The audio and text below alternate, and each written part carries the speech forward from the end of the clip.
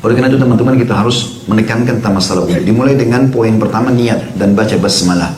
Jika seorang muslim akan berwudhu, maka hendaklah ia niat dengan hatinya bahwasanya dia akan wudhu untuk sholat dalam hati saja dan tidak ada lafaz khusus, ya. Karena nawaitu wudu'a li rafil hadath dan seterusnya, seperti kalau salat usolli fardha salatid duhur dan seterusnya. Ini adalah ijtihad sebagian ulama dalam madhab Syafi'iyah. Itu pun mereka mengatakan niat-niat lafaz ini dengan lisan kalau seseorang ragu dalam hatinya untuk menyempurnakannya. Jadi bukan setiap saat dibaca sebenarnya. Sebagaimana kita di Indonesia, walaupun dia sudah yakin tetap diucapkan dengan lisan. Kalau mereka kembali kepada buku-buku induk Syafi'iyah tidak seperti itu. Itu hanya kalau ragu. Dia ragu, niat hatinya kurang, diikuti dengan lafaz lisan. Jadi tidak pernah kita temukan ada hadis Nabi SAW yang mengatakan kalau mau duhur bacalah usolli fardha salatid duhur, atau kalau mau wudhu nawaitul wudhu li raf'il hadath dan seterusnya. Tapi memang niat dalam hati terlintas mau wudhu saja. Bukan karena terpaksa oleh teman, bukan karena nggak enak sama atasan, pokoknya wudhunya karena mau ibadah. Seperti itulah terlintas dalam hati kita. Lalu dimulai dengan bismillah. Dan ini boleh diucapkan walaupun di wastafel, di shower, tempat mandi. Yang tidak boleh sebenarnya saya ajarkan itu di kloset saja, ya. Berdasarkan sabda Nabi SAW, la wudu'a liman lam yadhkur ismallahi alaih. Tidak sempurna wudhu seseorang kalau tidak menyebutkan nama Allah atau bismillah padanya. Hadis riwayat Ahmad dan dihasankan oleh Albani. Kata beliau, namun apabila ia lupa membaca basmalah, wudhunya tetap sah, tidak batal, tapi dia kekurangan keutamaan, ya. Yang kedua, membasuh telapak tangan.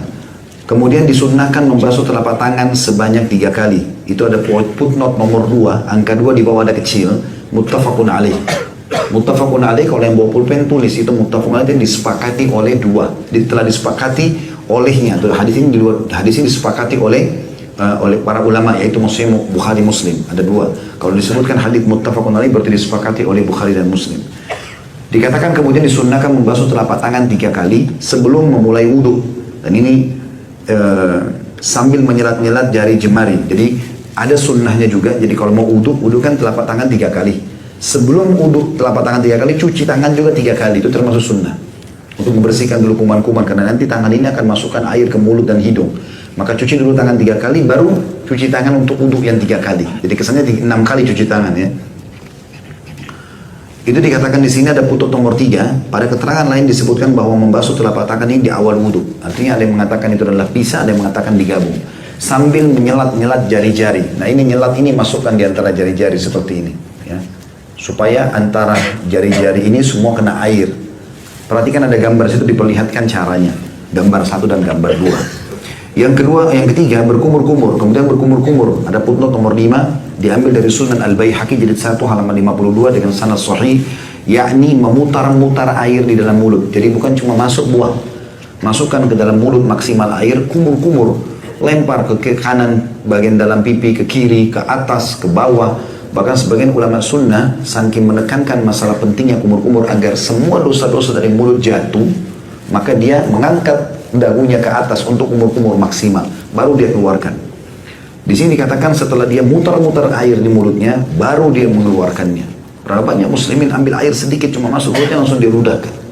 Maka belum sempurna, karena seluruh rongga mulut dianjurkan untuk dikenakan itu. Sebagaimana hadis Baihaqi ini. Yang keempat, istinsyaq. Istinsyaq adalah menghirup air di hidung. Dihirup, bukan cuma dimasukkan di ujung hidung. Kemudian istinthar di sebelahnya, itu mengeluarkan dengan tangan kiri air tadi yang kita hirup dengan kuat, dikeluarkan juga dengan kuat. Perhatikan di sini kata beliau, kemudian istinsyaq, yakni menghirup, penulis buku maksudnya, kemudian yakni menghirup air ke hidung dengan nafasnya, ya, seperti orang nafas, lalu mengeluarkannya kembali. Hiruplah air dari tangan kanan, lalu keluarkan dengan memegang hidung dengan tangan kiri. Ada footnote nomor 6, perhatikan di bawah. Menyatukan atau menggabungkan antara berkumur-kumur dan menghirup air ke hidung dengan satu telapak tangan. Hadis ini muttafaqun alaih. Jadi kelebihan buku ini luar biasa. Setiap kali dia sampaikan sesuatu, ini loh hadisnya, ini loh hadisnya. Jadi nggak mungkin salah. Dengan izin Allah Subhanahu wa taala tentunya. Jadi di sini diperhatikan mulut, ya, perhatikan gambar nomor 3. Air itu diambil di satu cakupan telapak tangan kita, kemudian masukkan setengahnya ke mulut sambil kumur-kumur yang maksimal, sisanya hirup di hidung. Sambil tetap kumur-kumur, yang tangan kiri membuang dengan kuat air yang dari hidung, baru kemudian dibuang yang dari mulut. Jadi ini kayak satu rangkaian. Ya. Disunnahkan untuk istinsyaq dengan kuat, menghirup air tadi dengan kuat, kecuali jika sedang berpuasa. karena dikhawatirkan air akan masuk ke perutnya. Nabi SAW bersabda, wabalik fistinsyaqi illa antakuna sa'ima. Bersengatanlah atau lakukan dengan kuat, ambil air itu, hirup. Ini juga teman-teman kalau lagi flu, hidungnya buntu, coba praktikin istinsyaq ini. Banyak orang sudah praktikin, ternyata dimasukin air dengan kuat, dihirup, dibuang dengan kuat, subhanallah 2-3 kali sembuh. Ini buntu hidungnya hilang, ya. Kuasa Allah SWT. Bersengatanlah kata Nabi SAW, artinya lakukan dengan sangat kuat dalam istinsyaq, kecuali jika kalian sedang puasa. Footnote nomor 7, HR maksudnya hadis riwayat. HR itu ringkasan, hadis riwayat Abu Daud, disahihkan oleh Syekh Al-Albani dalam Sunan Abi Daud atau Sahih Sunan Abi Daud nomor 629. Nomor 5, membasuh wajah. Perhatikan ada titik-titik terputus itu. Wajah itu adalah awal tumbuhnya rambut sampai di bawah dagu, dan juga di tempat kuping, ya, sampai ke kuping, dari kuping kanan ke kuping kiri. Kemudian membasuh wajah, ada footnote nomor 8, sesuai dengan QIS itu Quran surah, ya, ringkasan. Maaf kalau yang sudah tahu, saya karena pada buku maka saya perlu sampaikan masalah itu. Istilah-istilah ringkas seperti ini perlu dipahami. Jadi jangan dibaca QIS, ya, Quran surah, tapi diringkas kalau tulisan. Al-Ma'idah nomor 6. Ini tentu kalau baca nanti bisa dibaca di tempatnya masing-masing. Al-Ma'idah ayat 6 panjang sekali, berhubungan dengan masalah tata cara wudhu. Kemudian dikatakan panjangnya wajah itu dari awal tempat tumbuh rambut hingga tumbuh rambut kepala hingga ke dagu di bawah di mana jenggot terurai. Lihat gambar nomor 5, ada di situ, dilihat titik-titiknya. Kemudian lebarnya dari telinga yang satu hingga ke telinga yang sebelahnya. Lihat gambar nomor 6. Rambut yang ada di wajah dan kulit di bawahnya wajib dibasuh jika rambut itu tipis. Adapun jika rambut itu tebal, maka wajib dibasuh permukaan rambut saja. Jadi kayak jenggot ini, saya diselat-selati, ya. Ya, kalaupun halus maka dibasuh semuanya, kalau tebal maka cukup bagian atasnya. Akan tetapi disunnahkan untuk menyelat-nyelati dengan jari jemari. Ini berdasarkan perbuatan Nabi SAW yang menyelat-nyelati jenggotnya ketika wudhu. Lihat gambar nomor 7. Ada footnote nomor 9, angka kecil 9, HR, hadis riwayat Abu Daud, disahihkan oleh Syekh Al-Albani dalam Irwaul Ghalil nomor 92. Irwaul Ghalil nama buku, ya. Yang keenam, membasuh kedua tangan.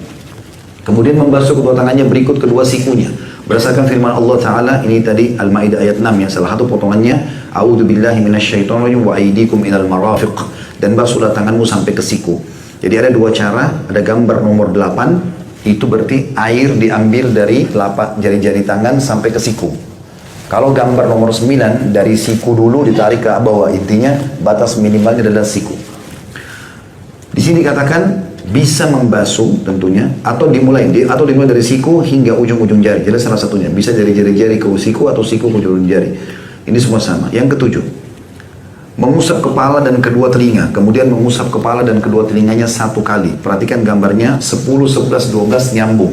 Diambil air di telapak tangan kita, pegang di awal tumbuh rambut, ditarik ke belakang sampai ke tengkuk kita, leher, ya.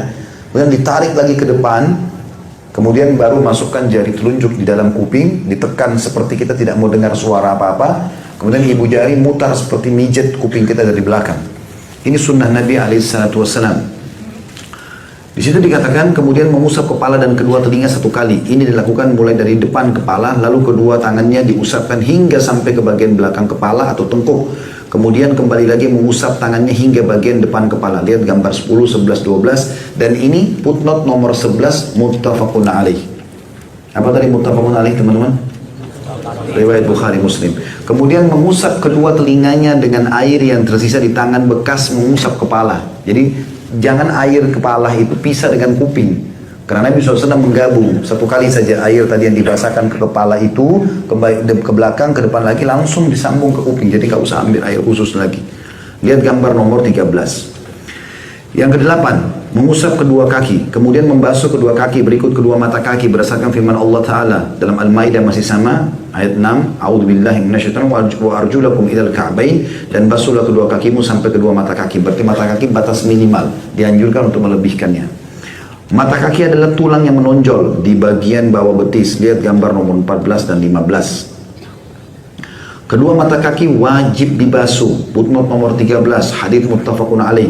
Bersamaan dengan membasuh kaki, itu di nomor 14, footnote nomor 14 di bawah, menggosok dan menyikat jari-jari kedua kakinya disebutkan dalam Sahih Sunan Tirmidzi nomor 37 dengan jari kelingkingnya, boleh dengan tangan kanan atau tangan kirinya. Artinya pada saat bapak-bapak dan ibu sekalian cuci kakinya, maka dari mata kaki pastikan kena sampai ke seluruh bagian. Biasanya juga tumit ya, kalau agak pecah-pecah itu harus diselati air diantaranya supaya masuk air, kena. Kemudian juga jari-jari tangan dimasukkan ke jari-jari kaki. Terus dikatakan orang yang tangan atau kakinya terputus, maka ia wajib membasuh bagian anggota badan yang tersisa, yang termasuk wajib dibasuh. Apabila tangan dan kakinya seluruhnya terputus, maka ia hanya wajib membasuh ujungnya saja. Jadi ada orang Masya Allah, Subhanallah terputus tangan dan kakinya, maka ini diusap saja bagian yang bisa disentuh. Yang kesembilan, membaca doa. Setelah selesai wudhu, maka membaca doa asyhadu an la ilaha illallah wahdahu la syarikalah wa asyhadu anna Muhammadan abduhu wa rasuluh. Allahumma ja'alni minat tawwabin wa ja'alni minal mutatahhirin. Doa ini sudah kita pelajari kemarin ya. Terjemahnya, aku bersaksi bahwasanya tidak ada ilah atau Tuhan yang berhak disembah atau diibadahi dengan benar kecuali Allah semata, tidak ada sekutu baginya, dan aku bersaksi bahwasanya Muhammad adalah hamba dan rasulnya. Ya Allah, jadikanlah aku termasuk orang-orang yang bertobat, dan jadikanlah pula aku termasuk orang-orang yang membersihkan diri. Hadis ini di nomor 15 HR, hadis riwayat Muslim. Adapun lafaz Allahumma ja'alni minat tawwabin adalah diriwayatkan oleh Tirmidzi dan disahihkan oleh Syekh Albani dalam Irwaul Ghalil nomor 96. Yang ke-10 adalah wudhu dengan secara tertib. Orang yang berwudhu wajib membasuh anggota-anggota wudhunya secara berurutan atau tertib dan berurut-urut, yakni jangan menunda-nunda membasuh satu anggota wudhu dengan hingga wudhu yang lainnya yang sudah dibasuh sebelumnya, atau yang dimaksudkan sini hingga anggota wudhu yang sudah dibasuh sebelumnya mengering. Jadi usahakan semuanya diselesaikan dalam satu rangkaian. Yang ke-11, mengeringkan dengan handuk. Dibolehkan mengeringkan anggota-anggota wudhu dengan handuk dan lain-lainnya setelah wudhunya selesai.